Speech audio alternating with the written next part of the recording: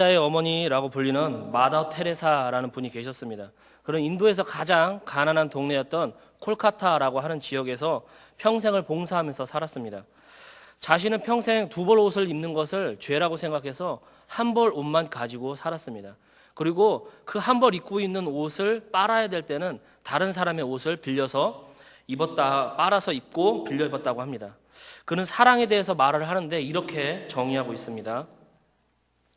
사랑이 참되기 위해서는 그 대가를 치러야 합니다.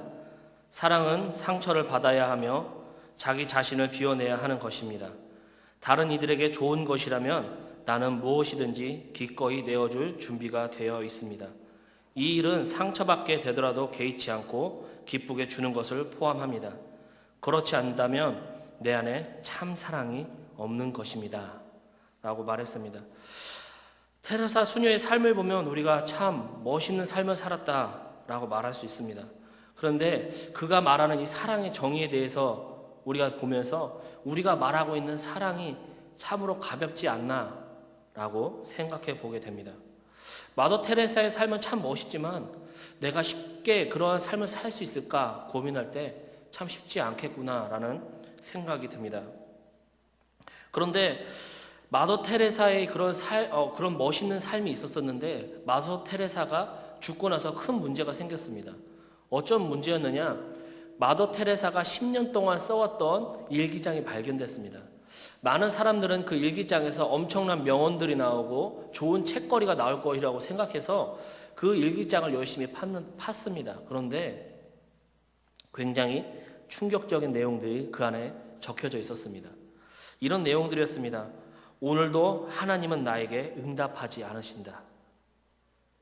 오늘도 하나님의 사랑이 느껴지지 않는다.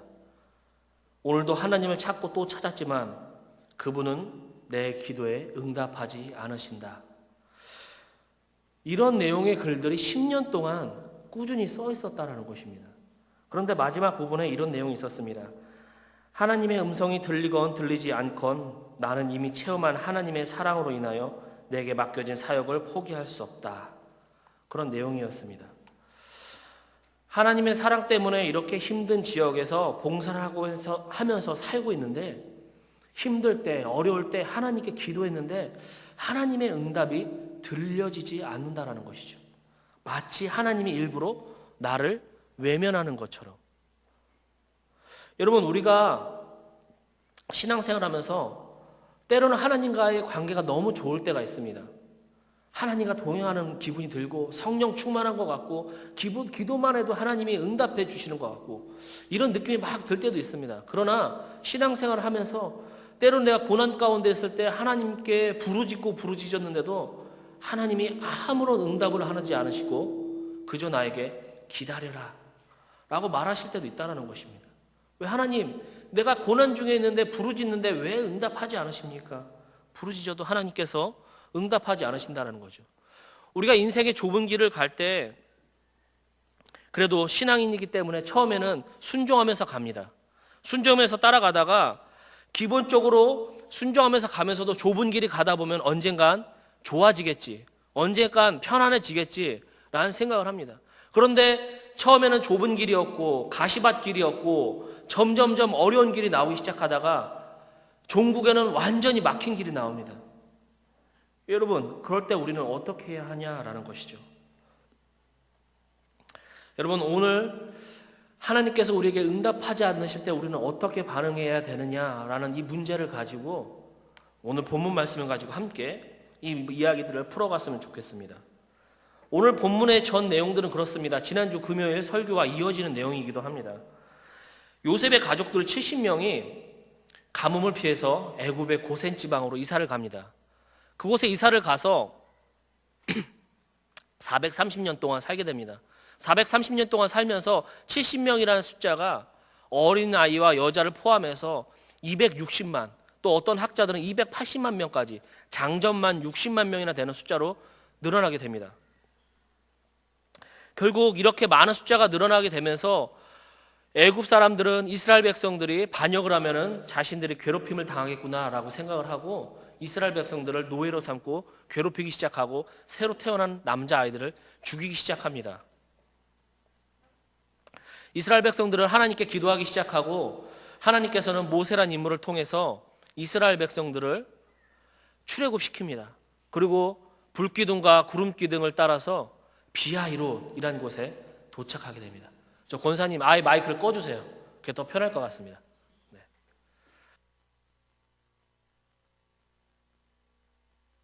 한 곳에 도착을 했더니 이제 사방이 막혀 있고 쉬고 있는데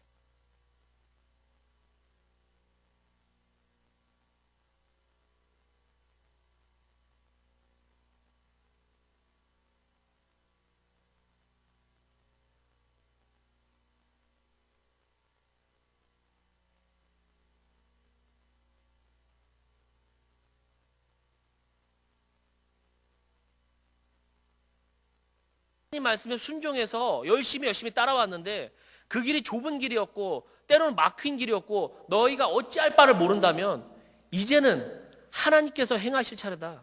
구원을 행하실 차례다. 하나님의 구원하심을 바라보자 라고 말합니다.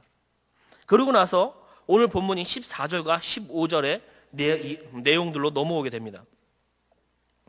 이제 이스라엘 백성들이 광기 어린 그 상태에서 모세는 14절에 이스라엘 백성들을 안심시키기 위해서 굉장히 당당하고 멋있게 서서 멋있는 말을 합니다. 제가 받들어 읽겠습니다. 여호와께서 너희를 위하여 싸우시리니 너희는 가만히 있을지니라. 여호와께서 모세에게 이르시되 너는 어찌하여 내게 부르짖느냐. 이스라엘 자손에게 명령하여 앞으로 나아가게 하고. 자, 14절에 광기에 둘러싸이는 이스라엘 백성들에게 모세는 하나님께서 이제는 여호와께서 기적을 행하실 차례니까 이제 구원을 바라보자 라고 말하고 나서 15절에 되니까 내용 분위기가 달라집니다. 여러분 14절과 15절 사이에는 시간적인 간격이 있다는 것을 아셔야 됩니다. 한참 몇 시간 정도 이상의 때로는 한나절 정도 이상의 시간적 간격이 있다는 것입니다. 여러분 왜 시간적 간격이 있느냐? 모세의 태도가 갑자기 바뀌어졌기 때문에 그렇습니다. 14절까지는 하나님께서 이제 기적을 행할 차례니까 여러분 진정하시고 하나님의 구원을 바라보십시오 라고 당당하게 말했는데 갑자기 15절에서 분위기가 완전히 달라집니다. 제가 15절 말씀을 다시 받들어 읽겠습니다. 여호와께서 모세에게 이르시되 너는 어찌하여 내게 부르짖느냐.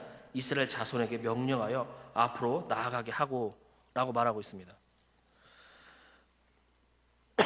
갑자기 모세가 가만히 있자고 이스라엘 백성들에게 하나님의 구원을 보자고 이렇게 말했다가 이제는 갑자기 하나님 앞에 하나님 큰일 났습니다. 하나님 살려주세요. 큰일 났습니다라고 막 급하게 말하니까 하나님께서 왜 나에게 부르짖느냐. 이스라엘 백성들에게 가만히 있으라 라고 말하고 앞으로 나아가라 라고 말하고 있다는 것입니다.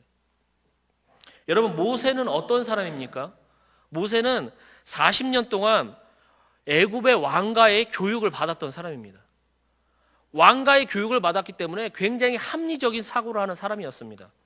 또 뿐만 아니라 하나님의 사역을 감당한 이후에 선지자 역할을 감당하면서 10가지 재앙들을 봤습니다. 10가지 재앙들을 보면서 어떤 생각을 했느냐? 아, 이쯤 되면 하나님께서 기적을 행하시겠구나 라는 생각들이 학습되어 있다는 것입니다. 모세에게는 이런 생각이 있었습니다. 14절까지는 여유가 있었습니다.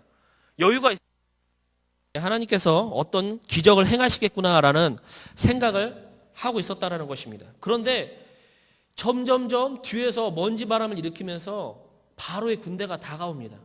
다가오기 시작하면서 어떤 생각들이 들기 시작하느냐?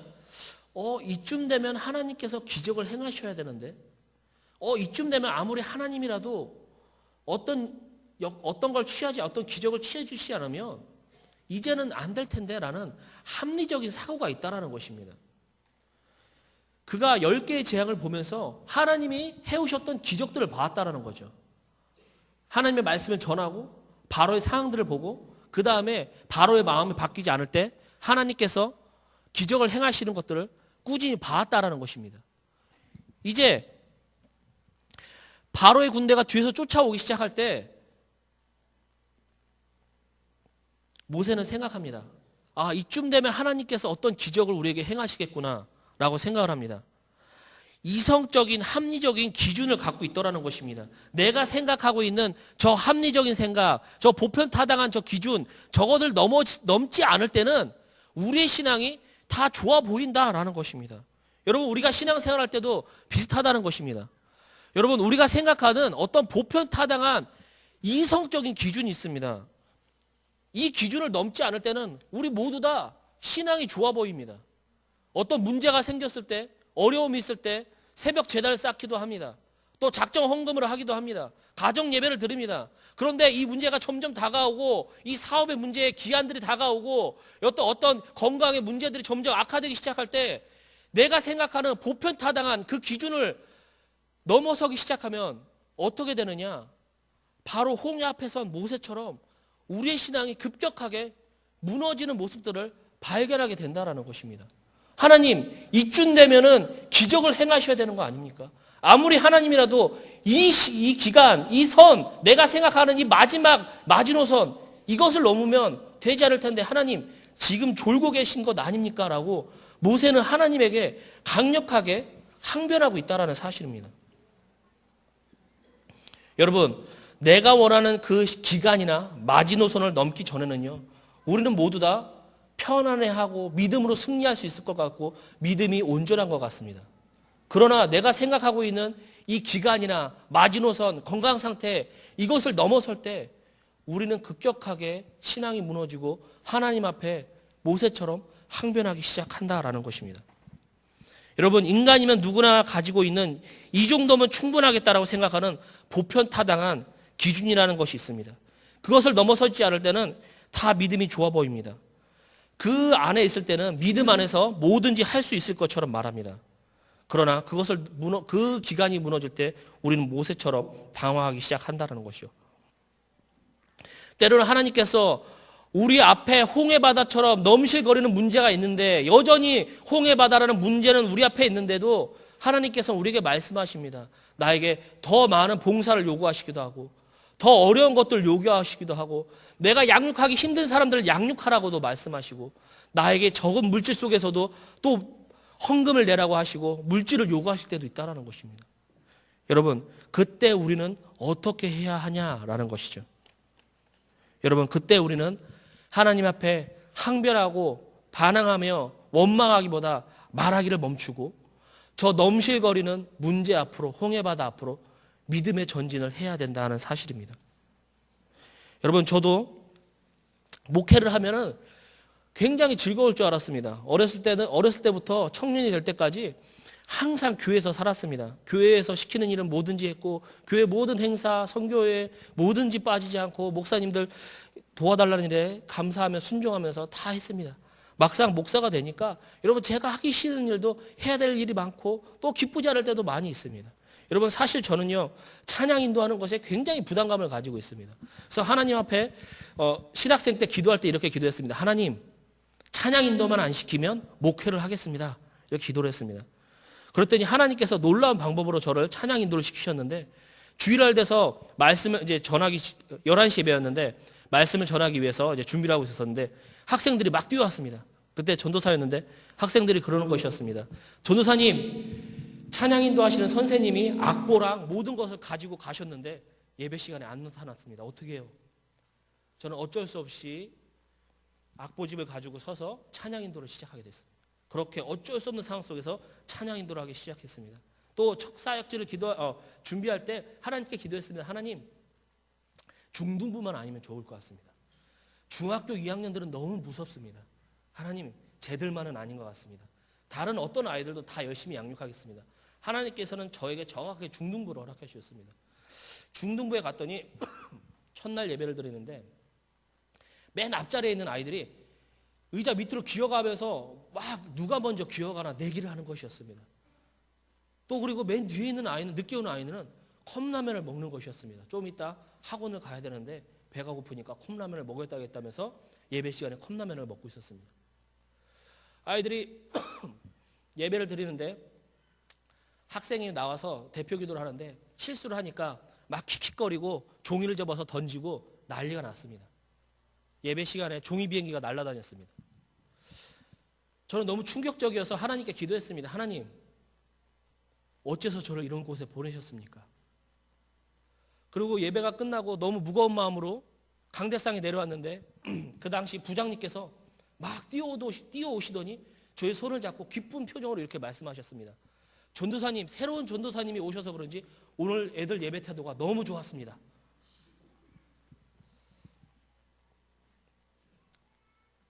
이 아이들을 가지고 씨름하면서 예배에 대해서 가르치면서 아이들이 예배에 대해서 배워가고 또 예배에 대해서 아이들이 배워가면서 아이들이 1년 80명이던 아이들이 200명까지 부흥하는 모습을 보게 되었습니다.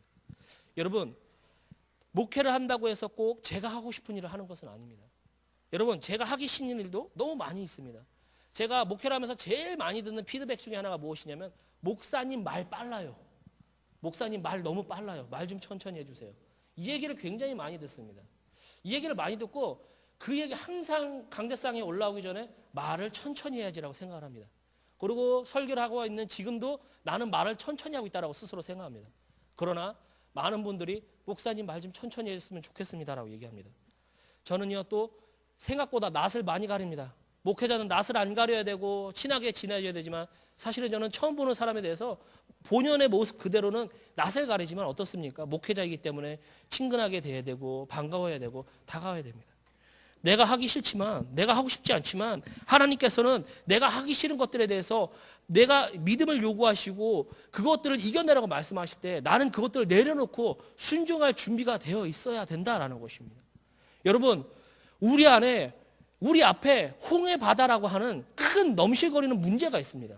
그런데 그 문제를 향해서 하나님께서는 여전히 전진하라고 말씀하신다라는 것입니다.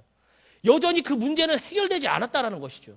그러나 하나님께서 그 문제를 향해서 믿음을 가지고 전진해라고 할 때 여러분 불평불만하기를 멈추고 믿음으로 전진하면 기적이 일어나는 것입니다. 홍해가 바다가 갈라지는 기적을 경험하는데 여러분 어떻습니까? 그 자리에 서서 여전히 하나님 왜 나에게 이런 시련을 주시냐고, 왜 뒤에 바로의 군대가 쫓아오냐고, 내가 생각하는 기준과 보편타당한 그런 상식이 있는데 그 상식에서를 넘어서는 믿음을 요구하신다라고 항변하면 아무런 기적도 맛보지 못한다라는 것입니다. 사랑하는 부천산성교회 성도 여러분, 하나님께서 우리에게 믿음을 요구하실 때 우리는요 불평불만하기를 멈추고 믿음으로 전진해야 된다는 것입니다. 그때 기적을 맛보는데 여러분, 우리 하나님께서 우리에게 맛보여 주시는 그 기적은요 아주 요만한 작은 치사한 그런 기적의 수준이 아니라는 것입니다. 여러분 혹시 모세에 관한 영화들을 보신 적 있으십니까? 신앙인들이시라면 그래도 모세에 관한 영화 한 번쯤은 다 보셨을 것입니다. 홍해 바다가 이렇게 갈라지면서 이스라엘 백성들이 그 깊은 바닷길 사이를 지나가는 그런 영화 또는 애니메이션들을 다 보셨을 것입니다. 여러분 그런데 우리가 봤던 영화나 애니메이션 모두 다 잘못된 정보입니다. 다 100% 잘못됐습니다. 영화들을 보면 어떻습니까? 아주 바다가 조금 갈라지고 한 2명 내지 3명 정도 좁은 길을 횃불 하나 들고 막 어두컴컴한 길을 지나가면서 막 물고기를 보면서 신기하면서 지나갑니다. 여러분 그런데 사실 홍해바다는 그렇게 갈라지지 않았습니다. 여러분 산술적으로 생각할 때 260만 명 정도가 홍해바다를 건넙니다. 그러면 5천 명씩 줄을 서서 건너는데 여러분 생각을 해보십시오. 피난민입니다. 이제 짐들을 가져가서 이스라엘 백성들이 나올 때 수많은 가축들을 거들였다고 했는데 전리품들을 취했다고 했는데 여러분 1인 1명 성인이 섰을 때 어깨 넓이 사람이 1명 같이 설 수 있는 거리는 약 1m 정도입니다. 어린아이들을 챙기고 수레를 가져가야 되고 가축들을 가져가야 되며 짐들을 이고 가야 됩니다. 여러분 최소한의 거리가 1m입니다. 그렇다면 1m에서 1.5m 또는 2m 정도는 서야지 편안하게 그들이 행진할 수 있는데 5천 명이 그러면 여러분 5천 명이 2m씩 섰을 때 그 거리가 몇 킬로미터가 되냐면 10km가 됩니다. 10km라는 것은 무엇을 의미하냐면 홍해바다가 갈라졌는데 여러분 홍해바다를 건널 때 홍해바다에 물을 본 이스라엘 백성은 바다 양쪽 행진할 때 끝에 있는 극소수 몇 사람뿐이고 홍해바다 물 한 방울 못 보고 건넌 사람들이 대부분의 사람들이라는 것입니다. 여러분 기억하시기 바랍니다. 여러분이 믿음을 가지고 여러분의 문제들을 향해서 홍해바다를 향해서 믿음으로 전진할 때 하나님이 그 홍해바다를 갈라주시는데 여러분 요만큼 힘들게 갈라주시고 자 건너가 봐라 라고 말씀하시는 우리 하나님이 아니라는 것입니다. 보이지 않을 바를 정도로, 물 한 방울 보이지 않을 정도로 확 갈라주시고, 자, 이스라엘 백성들아, 사랑하는 자녀들아, 편하게 건너가라 라고 말씀하시는 분이 바로 우리 하나님이라는 것입니다. 사랑하는 부천산성교회 성도 여러분, 여러분을 가로막고 있는 홍해바다와 같은 문제가 무엇입니까? 믿음을 가지고 전진할 때 그 홍해바다가 갈라지는 그런 믿음의 경험들을 하실 것입니다. 그런 믿음을 가지고 전진하시는 저와 여러분이 되길 주님의 이름으로 축복합니다. 기도하겠습니다. 사랑과 은혜가 많으신 아버지, 참으로 감사합니다. 하나님, 이렇게 비 오는 수요일 저녁이지만 주님의 말씀 사모하여, 예배자리 사모하여 이렇게 모였습니다. 하나님, 오늘 주신 말씀처럼 하나님, 우리 앞에 넘실거리는 홍해바다와 같은 문제들이 있습니다. 하나님, 그 문제들 가지고 불평불만하는 것이 아니라 우리의 입술을 다물고 믿음으로 전진할 때 주님, 그 홍해바다가 갈라질 줄 믿습니다. 주님께서 우리에게 우리의 믿음보다 더 큰 요구를 하실 때 주저하지 않고 믿음 가지고 주님 말씀에 순종하는 저희들 될 수 있도록 주여 축복하여 주시옵소서. 예수님의 이름으로 기도드립니다. 아멘.